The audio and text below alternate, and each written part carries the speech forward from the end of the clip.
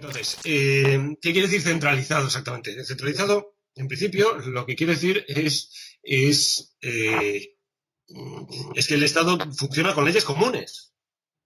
Es decir, que hay un Estado y, por lo tanto, una soberanía. Aquí la idea clave, yo creo, es la idea de soberanía. De soberanía como la esencia del poder político, tal como vino definido no solamente desde Bodino, sino antes de Vitoria, etcétera, el propio Aristóteles. La idea de soberanía es una traducción moderna de la idea de autosuficiencia aristotélica en la política.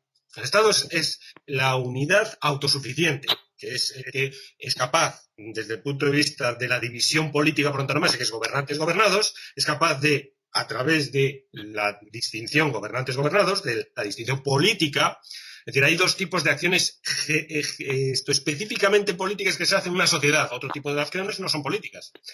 Mandar y obedecer. Yo qué sé, producir tal cosa no es específicamente político.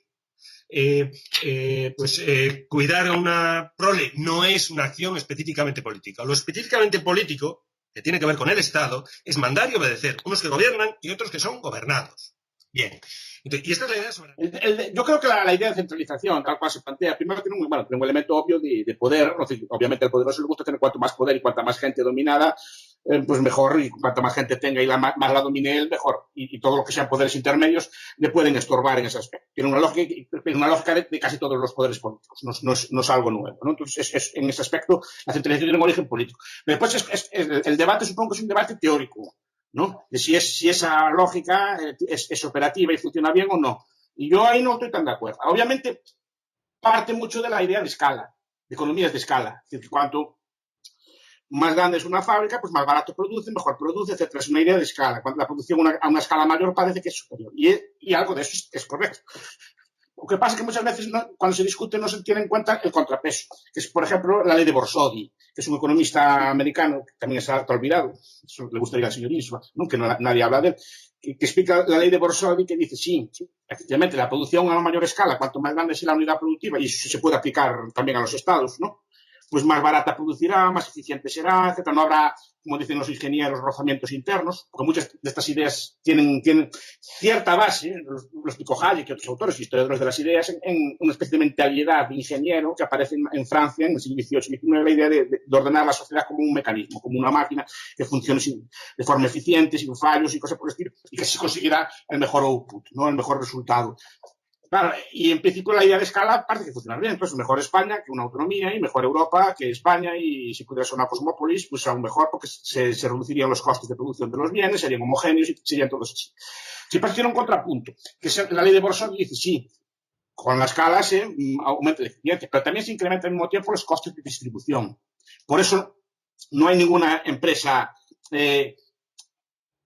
por eso sigue habiendo panaderías allí en Coruña y sigue habiendo panaderías de barrio. ¿Por qué? Porque sí, el pan se hace más barato por una gran fábrica centralizada a nivel mundial, ¿no? Pero el problema es que hay que trasladarlo y transportarlo. Y esos costes pueden superar a los de estos. Y entonces, o haces otro tipo de pan, pero el pan fresco no se puede transportar a grandes distancias. El pan fresco de verdad me refiero, ¿no? O otro tipo de bienes, ¿no? Hay problemas por eso aparece el debate de la pequeña escala, y sigue subsistiendo la pequeña escala en muchos sitios, ¿no? Y no siempre funciona mejor lograr competitivas. Es más, las empresas cuanto más grandes son, hay un momento que colapsan, igual que los imperios. Se lo explico, don Pedro lo conocerá mejor, Duracell, en todo imperio perecerá, ¿no? O Paul Kennedy, en Auge Caída de las grandes potencias, que lo explica muy bien. Lo explica por razones técnicas, es lo que llaman el overstretch. Son demasiado grandes. Entonces llega un momento que pasa como las empresas demasiado grandes, no pueden calcular. Se vuelven como dinosaurios que no pueden reaccionar frente al entorno y son comidos por empresas o estaditos que son pequeños en su momento, porque después se apropian del Estado grande. Y lo explica como una dinámica. Cuanto más grande es un imperio, más enemigos tiene, porque se mete y más territorio tiene que defender. Le pasó a Roma también. Un momento como los pueblos bárbaros mal organizados pueden acabar con aquello. Porque era demasiado grande, porque eran muchos pueblos bárbaros pinchándole por cada sitio a Roma hasta un momento Claro, ¿qué es mejor? El centralismo no. Aquí la cuestión es la siguiente. Se ha constituido una nación política en el siglo XIX, en el caso de España, ya digo que hay que ir analizando por cada morfología de cada situación concreta. Es muy difícil hacer un análisis global, pero es imposible. No es muy difícil, es imposible hacer un análisis global de esto. Y entonces, en España, tenías una institución también que rivalizaba con el poder civil, que el poder civil se constituye, el poder nacional, etcétera, se hace un lisado. Todas estas naciones que empiezan en el siglo XIX se empiezan a industrializar. Ocurre otra revolución paralela y a la vez, y que la alimenta. Y se produce un efecto sin parangón, que son la explosión demográfica. Entonces, claro, ¿qué es mejor? Una nación centralizada. El hecho es que se produce una industria, claro, para meter un ferrocarril, pues tienes que tener una política común, en que, pues, de Hannover puedas ir a Berlín. Y entonces interesa tanto a Hannover y eso significa una transformación, la posibilidad de meter la gran industria, que dice Marx en la ideología alemana, Marx y Engels. La gran industria es hija de esta transformación nacional. Entonces, el hecho de que la esperanza de vida crezca, la población crezca, todo esto es efecto de esto. Entonces, ¿qué es mejor? Volver a esa razón, que se abre paso, esa razón emancipatoria del Estado actual, la vía de los nacionalismos, etcétera, etcétera, en la que se busca que, digamos, las oligarquías locales dominen la situación en función de la conservación de un hecho diferencial, de una identidad, la mayor parte de las veces inventada, que produce rupturas, fragmentos en la propia nación y hace que, por ejemplo, la igualdad se rompa totalmente. Yo soy europeísta, muy europeísta. Como soy europeísta, quiero una Europa rota, no unida. Es decir, porque Europa, el genio de Europa es haber estado siempre rota. Y ese fue su éxito. Ese fue su éxito.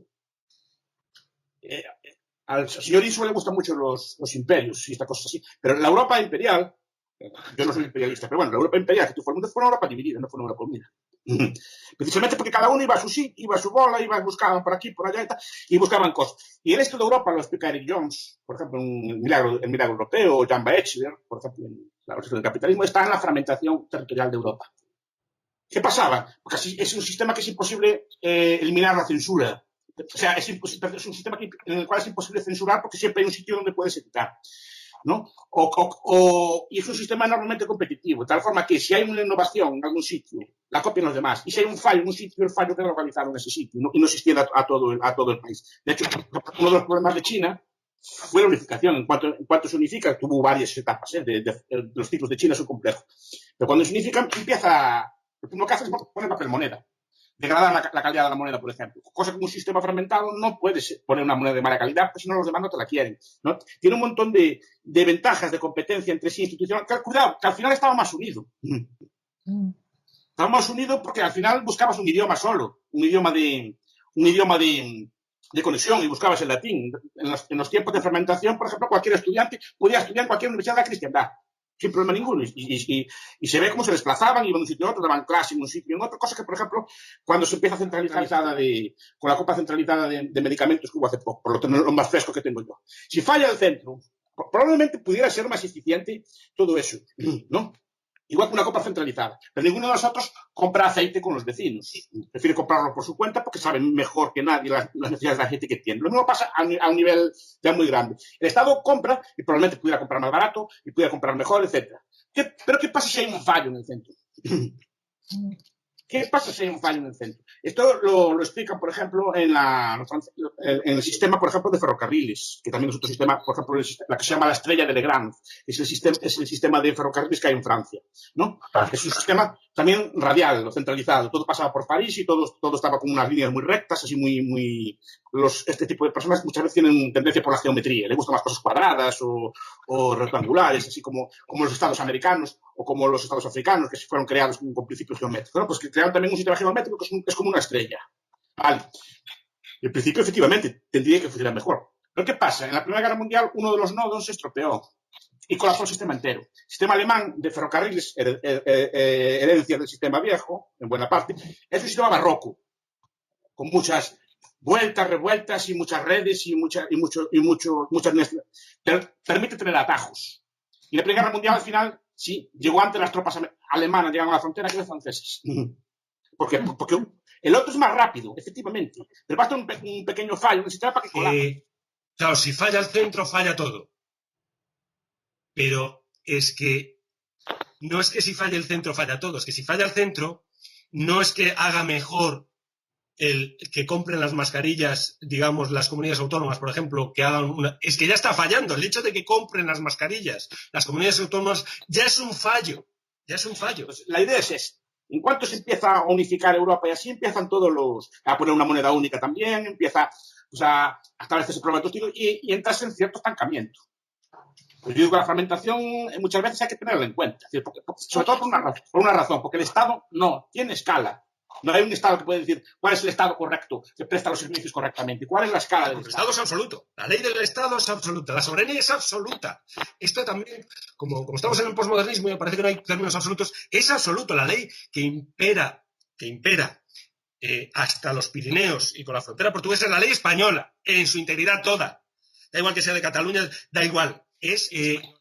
Si las autonomías están comprando por su cuenta a peor precio, porque claro, es una potencia menor la que tiene Cataluña para comprar en un mercado en que iba todo Dios ahí, pues ya es un error en sí mismo. Ya es un error, no lo van a hacer nunca mejor. ¿Qué tiene que hacer la autonomía? Pues no poner en solfa al Estado diciendo, fíjate, los socialcomunistas del gobierno. No, reivindicar al gobierno que actúe efectivamente, que actúe y que compre él desde España y como España en el mercado. Está fallando todo. Entonces no es un éxito de las autonomías que compren ellos las mascarillas. No, señor. Es un fracaso total del Estado en su integridad, que es incapaz de comprar como España, como Estado, unas mascarillas en el mercado. Lo que dije antes, teóricamente España puede comprar a mejor precio y a mejor cosas. Pero hay muchos problemas derivados de eso, por falta de información, de cálculo, etcétera, ¿no? Claro que puede, es lo que estaba diciendo antes, una empresa a gran escala tiene unas ventajas de escala muy grandes, pero tiene unos beneficios, unos costos de distribución enormes. Por poner un caso, mi universidad, una época, tuvo esta moda de centralización, ¿no? Y la universidad compraba todos los insumos que usamos nosotros, bolígrafos o tizas o lo que hay ahora moderno, lo compraba de forma centralizada, tinta y estas cosas, ¿vale? Justamente los precios eran más baratos y efectivamente más baratos. Pero ¿qué pasa? Cuando se me acababa la tinta, tenía que hacer un albarán, tenía que hacer un montón de cosas y me tardaba a lo mejor mucho tiempo en que me llegara el bien porque no estaba planificado, tenía que esperar a que se hiciera la compra central para tener el bien. Ahora lo compramos nosotros de forma autónoma. Nuestro centro, vete allí a la tienda y pásame la factura después y ya está. ¿Es más caro? Sí, es más caro, pero me llega el bien. Es la razón por la que no compramos el aceite. Y las mascarillas pasó algo semejante. Pues, aún me gusta más el sistema alemán, que lo compran las propias empresas, los insumos, no los compran las empresas de seguros, las cajas de seguros compran esos. El problema no es ese. Yo entiendo la lógica. Pero si falla el centro, se derrumba el sistema por completo, que fue lo que pasó aquí durante unos días. Y hubo que volver lo de antes. Pues Feijóo llamando a Ortega que le dejara un avión. Al final funciona a través de cooperación, no de mandato, que es un principio que hay, ¿no? Y concuerdo con él que buena parte de los problemas vienen de Francia. Imitar el modelo francés en todos los aspectos, eso del concepto de la nación, cosas por el estilo, porque esa idea de que un Estado tiene una nación y tiene un vecino al lado que no es así, es un Estado, el Estado más viejo, uno de los más viejos de Europa y de los más unidos, que se llama la Confederación Helvética, donde no tienen ese concepto de nación a la hora de establecer el principio, cada uno habla su idioma, y es el país más unido de Europa, el más viejo y el más unido, en el sentido que, por ejemplo, creo que los alemanes de Suiza fueron los únicos alemanes que no quisieron meterse en el Reich alemán. Ni los franceses ni nada. Cada uno prefiere estar con sus franceses, con sus italianos o con sus romanches. Prefieren estar ellos allí juntos con aquello a juntarse al Reich aquel. Y son cantones pequeños y entre ellos se viven y son sumamente unidos, pero cuidado, manteniendo todas sus diversidades, su ley debe ser el Estado más complejo que existe. Yo leí hace poco un tratado de política suiza. Es una cosa que no se entiende, porque es sumamente compleja, porque hay cantones, hay subcantones, y después la geometría de la prestación de servicios no es administrativa, sino es funcional. ¿No? Pues aquí hay tantos niños, bueno, pues los metemos en 2 escuelas de 2 comunidades y van apañando, y cada administración tiene una dimensión distinta y es sumamente barroco. Y no pasa nada. Y precisamente al revés, como usan el principio de cooperación y no el de mandato. Simplemente se echan una mano, hace falta esto, mándamelo y ya está. No como se hacen las empresas y como se hacen en muchos sitios.